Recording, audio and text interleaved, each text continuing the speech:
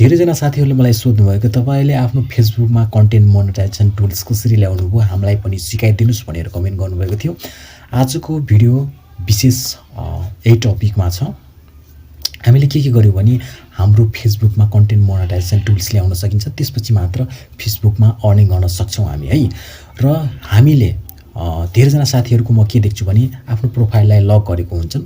Lock गर्यो भने main topic भनेको मेन फर्स्ट भनेको तपाईले आफ्नो प्रोफाइललाई लक गर्नु भएन है। तपाईले आफ्नो फेसबुक आईडीलाई प्रोफेसनल मोड अन गर्नुपर्ने हुन्छ र हामीले आफ्नो आईडी होस् या पेजमा हैन पेज चलाउनुहुन्छ अथवा आईडी चलाउनुहुन्छ हामीले त्यसमा कन्टिन्यू स्टोरी प्लस हैन स्टाटस फोटो भिडियो रिल्स जे सक्नुहुन्छ दिनको एउटा भानी अपलोड गर्नुपर्ने हुन्छ।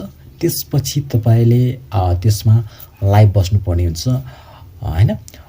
त्यसपछि मात्र तपाईलाई हामीले गरेर यति काम गरिसकेपछि हामीलाई फेसबुकले नै इन्भाइट गर्छ कन्टेन्ट मोनेटाइजेसन टुल्स सेटअप गर्नुस् भनेर। यसरी तपाईले आईडी अथवा पेजमा कन्टिन्यू काम गर्नुपर्ने हुन्छ। यो बाहेक अरु कुनै पनि विकल्प छैन। त्यसैले तपाईले आफ्नो आईडी अथवा पेजमा कन्टिन्यू भिडियो फोटो हैन जे चाहनुहुन्छ त्यो अपलोड गर्नुस् के त्यसपछि इन्भाइट गर्छ। यही नै हो मेन सूत्र भनौं कि टपिक भनौं।